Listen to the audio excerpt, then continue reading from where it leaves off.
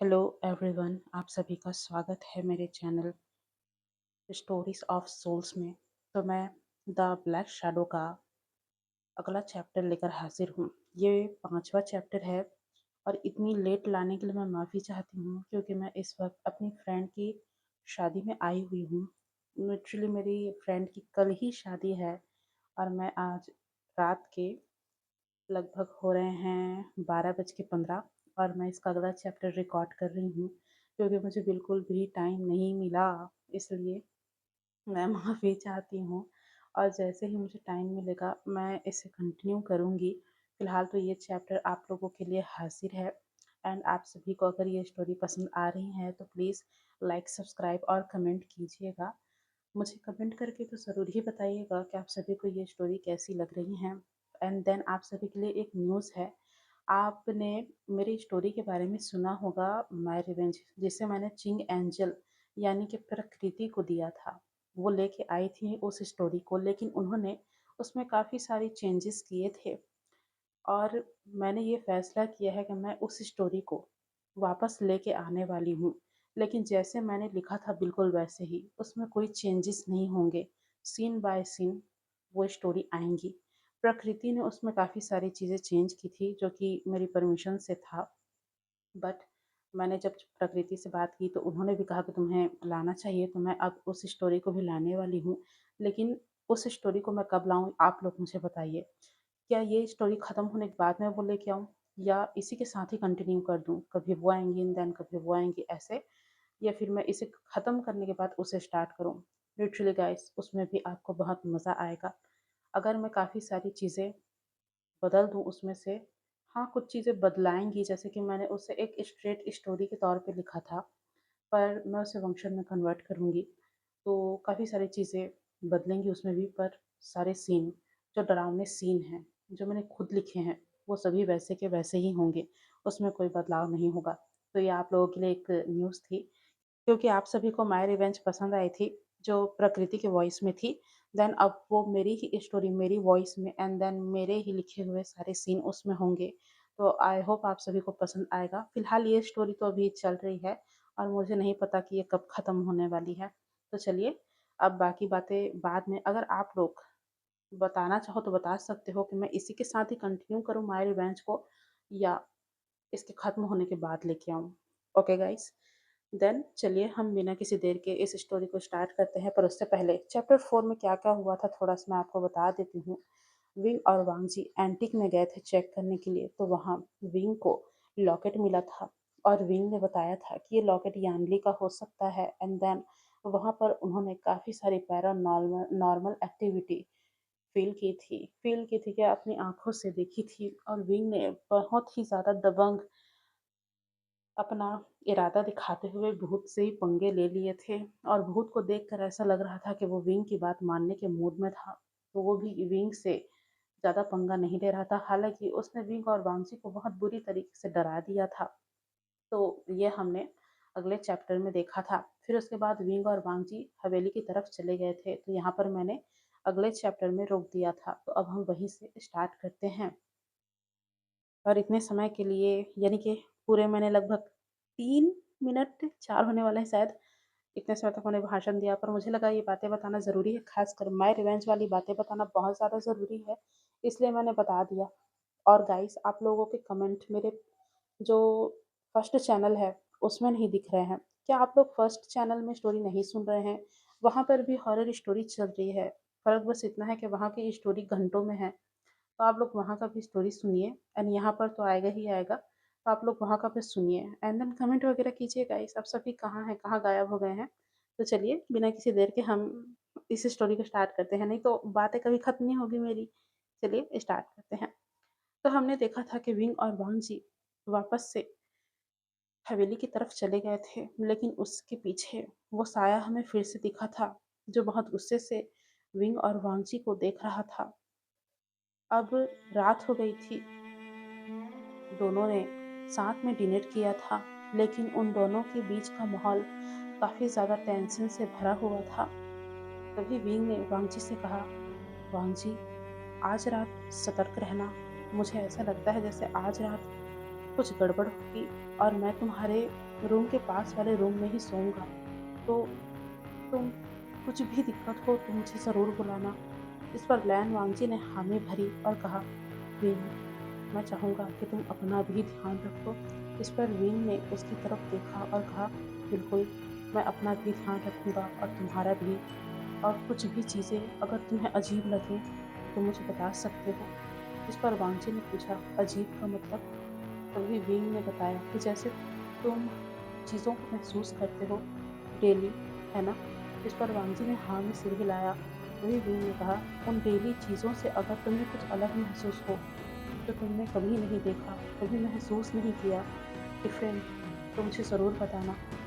जिस पर वांगजी ने कहा, विंग, फिलहाल तो जो एटिक में हुआ वो मैंने पहली बार फील किया है इतने करीब से। और इसके बावजूद जो उस रात हुआ था वो भी मैंने पहली बार देखा।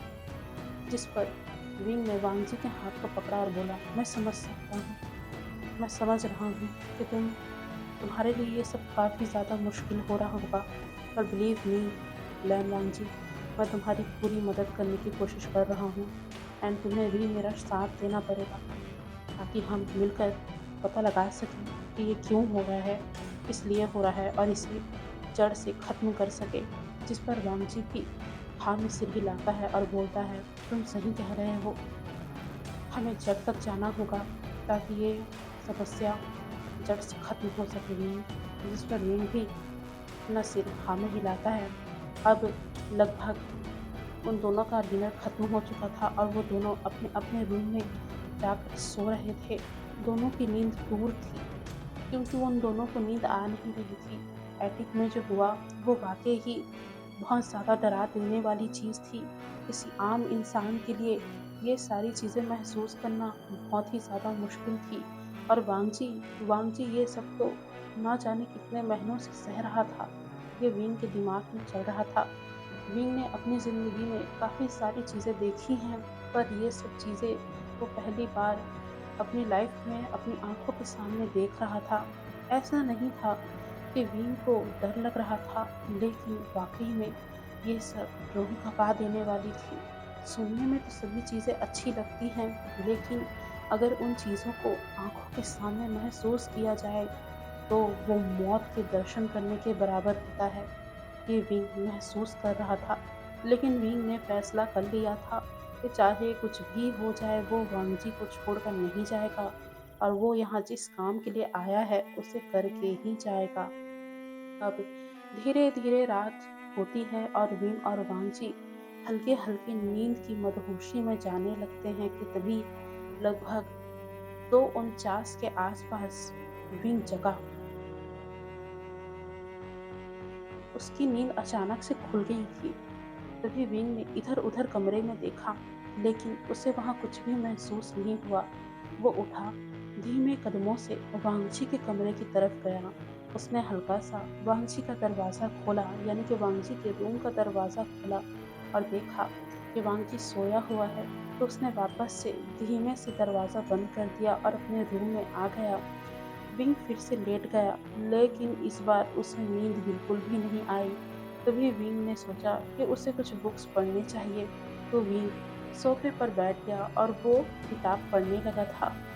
उस किताब का टॉपिक था घोस्ट हंटिंग। वो सोच रहा था कि किस-किस तरीकों से वो घोस्ट को हंट कर सकता है, किस तरीके से भूतों के द्वारा साइन दिए जाते हैं वो उन्हें समझ सकता है, एंड किस तरीके से हम सोल्स को जान सकते हैं, उनके दिए हुए इशारों को पहचान सकते हैं, वो हमसे क्या कहना चाहते हैं, ये हम पता कर सकते हैं और किस तरीके से बैड सोल्स से पीछा छुड़ा सकते हैं। विंग ये सब पढ़ रहा था और उसे काफ़ी इंटरेस्टिंग चीज़ें पता भी चल रही थी कि अचानक से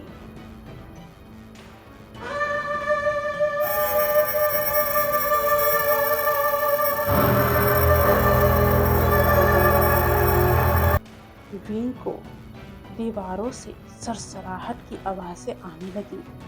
ऐसा लग रहा था जैसे कोई दीवार के अंदर से उस दीवारों को खरोच रहा हो।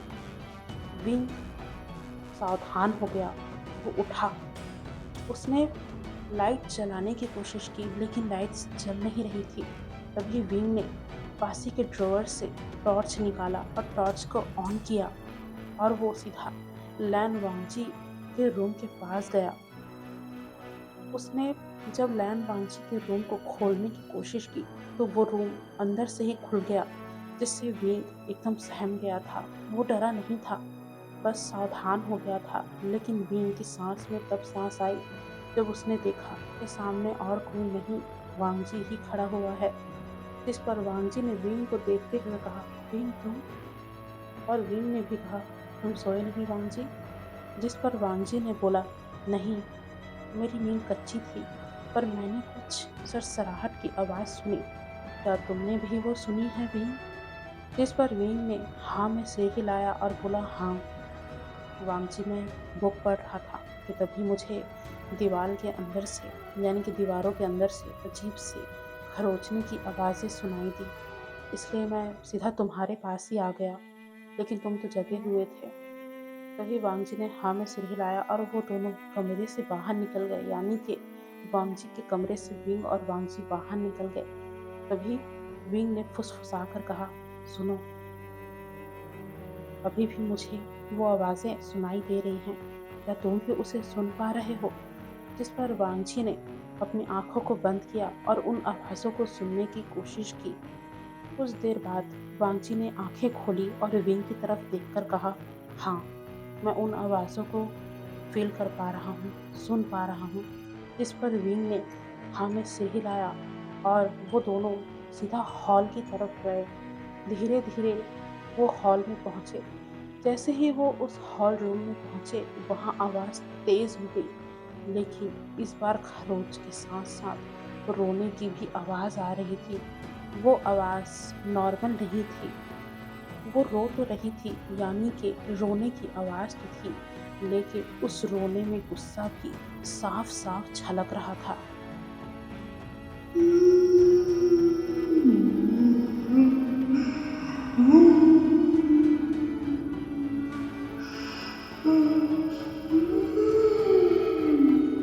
ये आवाज़ें वाकई बहुत ज़्यादा डरा देने वाली थी और ये आवाज़ें पूरी तरीके से उस हॉल में गूंज रही थी। भीम और वांगजी के शरीर में अजीब सी ठंडक उन्हें महसूस हुई। ये ठंडक और किसी चीज़ की नहीं, डर की थी। हाँ, भीम और वांगजी को डर महसूस हो रहा था। इस आवाज़ को सुनने के बाद वो दोनों सुन रहे थे और उस दीवार की तरफ वो दोनों देखते हैं जहाँ से आवाज़ आ रही होती है। वो दोनों उस आवाज़ को देख ही रहे होते हैं कि तभी उस दीवार पर खून की तरह लाल धब्बे उभर आते हैं और वो टपक भी रहे थे, यानी कि वो खून था जो टपक रहा था। दीवार के अंदर से वो चीज़ें बाहर आ रही थी। वांगजी ने विंग का हाथ कस के पकड़ लिया था। तभी विंग ने वांगजी से कहा, वांगजी घबराओ नहीं, हम डरेंगे तो ये और डराएगी। जिस पर वांगजी ने में जवाब दिया। वो दोनों देख रहे थे कि वहाँ क्या हो रहा है। उस दीवार से लगातार खून टपक रहा था बहुत तेजी के साथ और वो धीरे धीरे वो खून उस फ्लोर में फैल रहा था। विंग और वांगजी ये सब देख ही रहे थे कि विंग का ईएमएफ मीटर अचानक से चीखने लगा। तभी विंग ने वांगजी का हाथ पकड़ा और बोला, लैन वांगजी, ये एक हमला है। और तुरंत ही उन दोनों को एक साया नजर आया, लेकिन इस बार साफ। जैसे ही उन दोनों के सामने वो साया आया, विंग वांगजी के सामने खड़ा हो गया ताकि वो साया वांगजी को कोई नुकसान न पहुंचा सके। और वांगजी उसके हाथ विंग की कमर पर चले गए। वांगजी ने कसकर विंग को कमर से पकड़ लिया था ताकि अगर वो साया विंग पर हमला करे तो वांगजी विंग को पीछे खींच सके सही समय पर। विंग और वांगजी ने उस साय को देखा। वो साया बिल्कुल उनके सामने खड़ा हुआ था, लगभग 10 कदम की दूरी पर। तभी वांगजी ने धीरे से कहा, जियांग यानली। और विंग ने वांगजी की तरफ देखा और कहा, क्या वाकई ये वही है? तभी वांगजी ने हाँ में सिर हिलाया, लेकिन धीरे धीरे यानली का चेहरा बिगड़ने लगा था। वो नॉर्मल दिख रही थी पहले, लेकिन फिर उसके बाद उसका चेहरा बहुत ही ज़्यादा भयानक होने लगा था। जैसे ही विंग और वांची ने ये देखा कि यानली का चेहरा भयानक हो रहा है, उन दोनों की मुट्ठियाँ कस गई। वो दोनों और भी ज़्यादा सतर्क हो गए। यानली की आँखें बड़ी-बड़ी हो गई थी और उसके आँखों के कोनों से खून निकल रहा था। उसका चेहरा पीला पड़ गया था और उसकी जो स्किन थी वो बहुत ही अजीब कलर में थी, जो समझ में नहीं आ रहा था और वो धीरे-धीरे हवा में उड़ने लगी थी। यान्नी का शरीर बहुत ज़्यादा पतला था। ऐसा लग रहा था कि अगर वो जब ज़िंदा थी तो शायद उसे अच्छे से खाना वग़ैरह दिया नहीं जाता था और उसके शरीर में काफ़ी सारे चोटों के निशान भी थे। उसके शरीर में तरह-तरह के निशान थे, जैसे कि जलाने के, काटने के, कोड़ों की और ना जाने क्या-क्या, जो मिंग और वांग जी अच्छे से देख रहे थे। एंड देन यानली के कपड़ों में खून भी लगा हुआ था, लेकिन ये खून ताज़ा-ताज़ा खून था, बिल्कुल वैसा ही जैसा उस दीवार के अंदर से निकल के आ रहा था। विंग और वांगजी यानली को देख रहे थे कि तभी यानली बहुत गुस्से में वांगजी की तरफ बढ़ी और वो गुस्से से बोल रही थी। इंसान, तुमने मुझे मारा। अब वक्त आ गया है कि मैं तुमसे अपनी मौत का बदला लूं। इंसान। जैसे ही विंग और वांगजी ने देखा कि यानली वांगजी की तरफ बढ़ रही है, वांगजी ने विंग को बचाने के लिए उसे धक्का दे दिया दूसरी तरफ और खुद वो पीछे हट गया। वांगजी का चेहरा पूरी तरीके से डर से सफेद पड़ गया था, लेकिन यानली को इन सभी चीजों से कोई फर्क नहीं पड़ रहा था। वो गुर्राते हुए वांगजी की तरफ तेजी से बढ़ रही थी और वहीं विंग जो दूसरी तरफ गिरा पड़ा था, वो जल्दी से उठता है और एक नमक का घेरा जल्दी से बना लेता है और वो यानली से बोलता है, रुको यानली, रुक जाओ, हम तुम्हारी मदद करेंगे, रुक जाओ।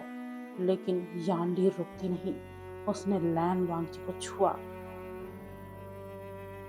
यानली ने वांगजी के गले को पकड़ लिया था और उसे हवा में ऊपर उठाकर दूसरे दीवार पर दे मारा था।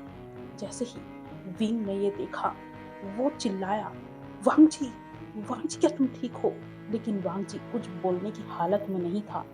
दूसरी तरफ यानली गुस्से से फिर से वांगजी की तरफ बढ़ने लगी थी कि तभी विंग की नज़र यानली पे पड़ी कि वो फिर से वांगजी की तरफ जा रही है। तभी विंग जल्दी से उठता है और अपने पॉकेट से एक लॉकेट निकालता है और वो सीधा यानली के सामने कर देता है। जैसे ही यानली ने वो लॉकेट देखा, वो चिल्लाई और वो वहाँ से गायब हो गई। गाइस, ये वो लॉकेट नहीं है जो विंग को वहाँ स्टोरेज रूम में मिला था, यानी कि एंटीक में मिला था। ये वो लॉकेट नहीं है, ये सेफ्टी लॉकेट होता है, जिससे हम बुरी शक्तियों को खुद से दूर रख सकते हैं। तो ये विंग के पास भी था। ओके, तो जैसे ही यानली ने वो लॉकेट देखा, यानली चीखी और वो वहाँ से गायब हो गई। जैसे ही वो गायब हुई, अचानक से तेज हवा का झोंका उस हॉल में घूमने लगा और उस तेज हवा के झोंके के साथ साथ ढेर सारी चीखें भी वहाँ गूंज रही थी। वो ऐसी चीखें थी जो किसी के भी कान के पर्दे फाड़ दे। विंग और वांगजी अपने कानों को अपने हाथों से बंद कर कर बैठे थे। उस समय तक ये चीखें रही, फिर अचानक से ये चीखें भी गायब हो गई और हवा भी शांत हो गई।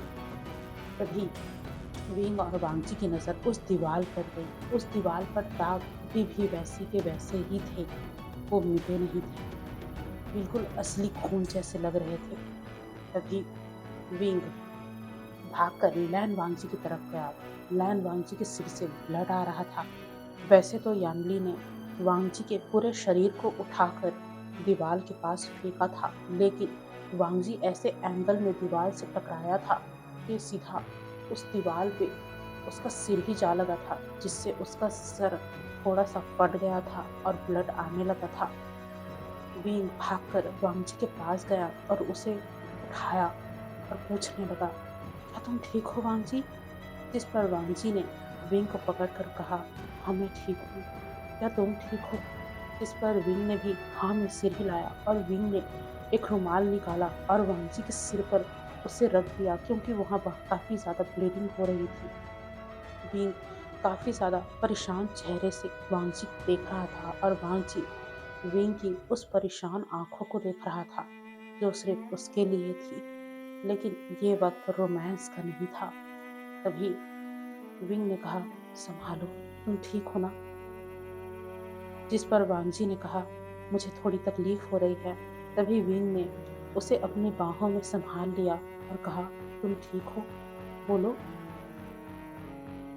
जैसे ही विंग ने वांगजी को अपनी बाहों में भरा, उसका दिल तेजी से धड़कने लगा था, डर से और कुछ और से भी।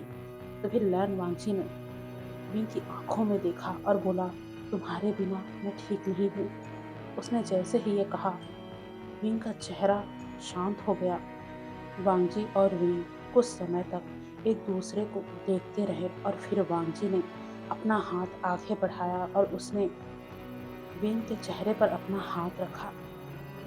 उस स्पर्श में गर्माहट थी और प्यार की नई शुरुआत थी, लेकिन डर रुका नहीं था। उन दोनों को डर अभी भी था, पर इस वक्त वो दोनों एक दूसरे में खो जाना चाहते थे। वांगजी ने धीरे धीरे विंग का चेहरा अपने करीब किया और बस कुछ ही फासले थे उन दोनों के होठों के बीच। लेकिन जैसे ही वांगजी विंग को किस करता, तो विंग ने उसके होठों पर अपने हाथ रख दिए और कहा, ये सही समय नहीं है वांगजी। जिस पर वांगजी हैरान रह गया और उसने विंग को छोड़ते हुए अपना सिर झुकाकर माफी मांगी। तभी विंग ने वांगजी का चेहरा ऊपर किया और उसके माथे पर किस करते हुए कहा, मैंने तुम्हें मना नहीं किया, लेकिन ये समय ठीक नहीं है, ये तुम भी समझ रहे हो ना?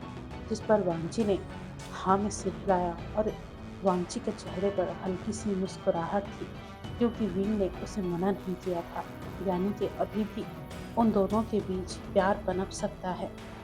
धीरे धीरे विंग ने वांगजी को उठाया और उन दोनों ने सबसे पहले उन दीवालों को साफ किया जहाँ से ब्लड आ रहा था, और फिर विंग ने वांगजी के सिर में मलहम पट्टी की और फिर वांगजी को उसके कमरे तक छोड़ दिया। जैसे ही विंग वापस पलटा अपने रूम में जाने के लिए, वांगजी ने उसका हाथ पकड़ लिया और बोला, क्या तुम यहीं नहीं रुक सकते मेरे पास? जिस पर विंग ने मुस्कुराकर कहा, क्यों नहीं, ज़रूर। और फिर विंग एक चेयर लाकर वहीं बैठ गया। विंग और वांगजी काफ़ी देर तक वहाँ बात करते रहे और फिर वांगजी उसकी आंख लग गई थी।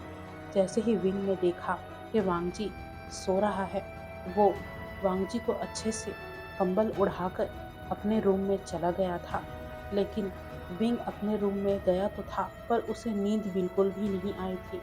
उसके दिमाग में सारी चीज़ें घूम रही थी कि आखिरकार यान भी वांगजी के ही पीछे क्यों पड़ा है, और वांगजी, उसका वो स्पर्श, उसका वो कदम जो उसने बस उठा दिया था, ऐसे हालात में क्या ये सब सही था? और क्या विंग को आगे बढ़ना चाहिए? ये विंग सोच रहा था, क्योंकि वो अभी ठीक से वांगजी के बारे में जानता नहीं था, और जब तक वो जान नहीं लेता, वो वांगजी के साथ आगे कैसे बढ़ सकता है। लेकिन विंग ने ये अच्छे से सोच लिया था कि वो वांगजी का साथ जरूर देगा, चाहे कैसी भी परिस्थिति क्यों ना हो। विंग के दिल में भी वांगजी के लिए प्यार था, लेकिन वो अभी फिजिकल बॉन्ड नहीं बनाना चाहता था, क्योंकि वो जानता था कि अभी हालात ठीक नहीं हैं। और वहीं वांगजी, जिसके लिए ये नया नया जज्बात था, उसने पहली बार किसी के लिए अपने दिल में हलचल महसूस की थी। वो अपने उन एहसासों को संभाल नहीं पा रहा था। विंग को देखकर अचानक से उसकी धड़कनें इस तरीके से बढ़ जाती थी कि अपनी धड़कनों को संभाल पाना उसके लिए बड़ा मुश्किल हो जाता था। इसलिए वांग जी ने पहले कदम उठाने के बारे में सोचा था, लेकिन विंग ने जब उसे मना किया तो उसे लगा कि जैसे उसने कोई गलती कर दी हो। लेकिन फिर उसी समय तब विंग ने उसके माथे पर किस करके कहा कि वो मना नहीं कर रहा है, बस समय ठीक नहीं। ये सुनकर वांग जी को अपने दिल पे थोड़ा सुकून महसूस हुआ था, नहीं तो विंग शायद उसे रिजेक्ट कर रहा है। वांग जी ये समझ रहा था, पर ऐसा कुछ भी नहीं था। विंग ने इसके लिए साफ साफ मना कर दिया था। विंग बस ये चाहता था कि ये हालात सुधर जाएं, ताकि वो आगे एक दूसरे के लिए अच्छे जीवन साथी साबित हों। अब इस तरीके से उन दोनों की रात कटती है। वांग जी तो सो चुका था, लेकिन विंग वो जगा हुआ था। सुबह तक विंग जगा हुआ था और वहीं वांग जी वो सो तो रहा था, लेकिन बीच बीच में उसकी आंखें खुल रही थी, क्योंकि बार बार जियांग यानली का चेहरा रह रहकर उसके सामने आ रहा था कि वो किस तरीके से गुर्रा रही थी और वो वांग जी को जान से मारने के लिए कैसे डेस्परेट हो रही थी। ये सब वांग जी के दिमाग में जब आता तो उसकी नींदें खुल जाती थी। तो लगभग लगभग विंग और वांग जी दोनों ही सवेरे होने तक जग ही रहे थे। वो एक दूसरे के करीब थे, लेकिन श्राप का राज धीरे धीरे खुल रहा था। क्या वो इसे रोक पाएगा? क्या वो दोनों मिलकर इस तबाही को रोक पाएंगे, या ये श्राप उन्हें हमेशा हमेशा के लिए अलग कर देगा? क्या वांग जी ने सच में यानली के साथ कुछ किया है, या वांग जी अपने सीने में गहरे राज छुपाए बैठा है? और विंग क्या मोड़ लेगा विंग और वांग जी का रिश्ता? क्या वांग जी ही इन सभी चीजों के पीछे का असली कल्प्रिट है? आखिरकार यानली क्यों वांग जी के जान के पीछे पड़ी हुई है? क्या विंग बचा पाएगा उसको? ये सब देखना काफ़ी ज़्यादा मज़ेदार होगा, लेकिन ये सब आपको मिलेगा अगले चैप्टर में। क्योंकि गाइस आज के लिए इतना ही। मेरा गला काफ़ी ज़्यादा ख़राब है। हाँ, क्योंकि यहाँ का मौसम अच्छा नहीं है, ये कह सकते हैं, इसलिए मेरा गला बिन मौसम बरसात की तरह बैठा हुआ है। हालांकि इसमें आपको पता नहीं चल रहा होगा, पर मैंने इस वीडियो को काफ़ी बार खांस के रिकॉर्ड किया है, तो मुझे काफ़ी बार इसको रुक रुक के रिकॉर्ड करना पड़ा, क्योंकि खांसी काफ़ी ज़्यादा आ रही थी। और जैसे कि मैंने आप लोगों को इसके फर्स्ट में ही बता दिया था, यानी कि वीडियो के स्टार्टिंग में ही बता दिया था कि मैं माय रिवेंज भी लाना चाहती हूँ। तो आप लोग मुझे ज़रूर बताइएगा, जो लोग सुन रहे हैं, कि आप लोगों को माय रिवेंज अभी चाहिए, या फिर इस स्टोरी के ख़त्म होने के बाद चाहिए, या फिर हम ऐसा करें कि एक स्टोरी को पूरा ख़त्म होने देते हैं, देन सेकंड उसके बाद स्टार्ट करते हैं। क्योंकि मैं माय रिवेंज के लिए बहुत ही ज़्यादा एक्साइटेड हूँ। हालांकि मैं इस स्टोरी के लिए भी एक्साइटेड हूँ। एंड मैं बस ये चाहती हूँ कि मैं जल्दी से अपने घर वापस आ जाऊँ और मैं वापस से कंटिन्यू करूँ, क्योंकि मैं भी बोर हो चुकी हूँ। लिटरली गाइस मुझे बोरिंग लग रहा है, पर मैं आना चाहती हूँ, तो मैं जल्दी ही आ जाऊँगी और फिर हम वापस से कंटिन्यू करेंगे। तो आप सभी ज़रूर बताइएगा कि आप सभी को स्टोरी कैसी लगी, और मिलते हैं हम इसके अगले चैप्टर में। आप सभी अपना ध्यान रखें, चैनल को लाइक कीजिए, सब्सक्राइब कीजिए, और कमेंट करके मुझे ज़रूर बताइए कि आप सभी को स्टोरी कैसी लग रही है। मिलते हैं हम इसके अगले चैप्टर में। Bye guys.